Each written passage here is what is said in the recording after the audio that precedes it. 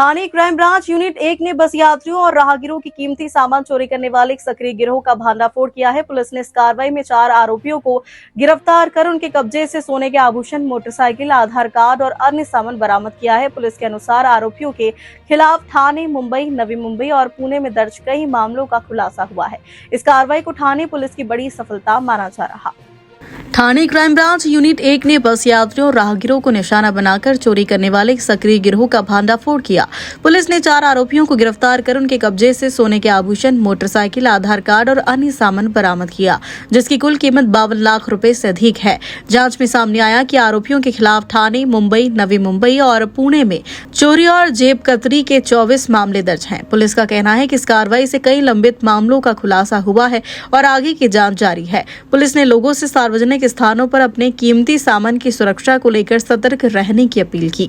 मध्ये चोरी, जबरी चोरी, mobile snatching, chain snatching, motorcycle चोरी आणि फसवणूक, बतावणी किंवा बॅग मधून सोने चांदीचे दागिने चोरी करण्याचे गुन्हे दाखल होते। पोलीस उपनिरीक्षक शिरसाट आणि त्यांची टीम करत होती, ज्यामध्ये त्यांनी एकूण 24 गुन्हे उघडकीस आणलेले आहेत, ज्यामध्ये एकूण 52 लाखाचा मुद्देमाल हस्तगत करण्यात आला आहे, ज्यामध्ये 32 तोळे सोन्याचे दागिने आहेत, 5 मोटरसायकल आहेत, एक फायरआर्म अग्निशस्त्र, एक राऊंड आणि चाकू असा मुद्देमाल जप्त करण्यात आलेला आहे, ज्यामध्ये 2 पुरुष आरोपी आणि 2 महिला आरोपी यांना अटक करण्यात आलेली आहे। यामध्ये एकूण 5 चेन स्नॅचिंग, 5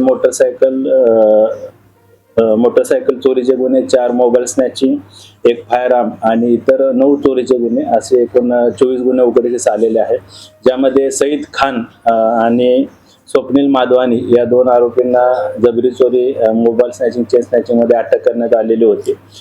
या दोन्ही आरोपींवर पूर्वी सईद खानवर 12 गुन्हे आणि स्वप्नील माधवानी याच्यावर एकूण 10 गुन्हे दाखल आहेत। त्याचबरोबर 2 महिला आरोपी, एक संगीता पिटकर आणि सुरेखा गायकवाड या सध्या न्यायालयीन कोठडीमध्ये आहेत। याबरोबर या आरोपींनी ठाणे आयुक्तालयाबरोबर नवी मुंबई आणि इतर ठिकाणी सुद्धा काही गुन्हे केल्याचे निष्पन्न झालेले आहे। त्या गुन्ह्याचा तपास गुन्हे शाखा घटक 1 ची टीम करत आहे। महिला 2 आरोपी आहेत। या बस स्टँड परिसर असेल किंवा इतर मार्केटच्या परिसरामध्ये बॅग मधील सोने चांदीचे दागिने असतील, मोबाईल असेल किंवा इतर मौल्यवान वस्तूंची चोरी करायची। या आरोपींवर पुरी चोरी, जबरी चोरी, त्याचबरोबर मारामारी, खुनाचा प्रयत्न असे 12 आणि 10 गुन्हे स्वप्नील आणि सईद खानवर दाखल आहेत। त्यामध्ये त्यांनी यापूर्वी चाकू, त्याचबरोबर इतर शस्त्रांचा देखील वापर केलेला आहे। त्यांच्याकडून हा अग्निशस्त्र, फायरआर्म जप्त करण्यात आले।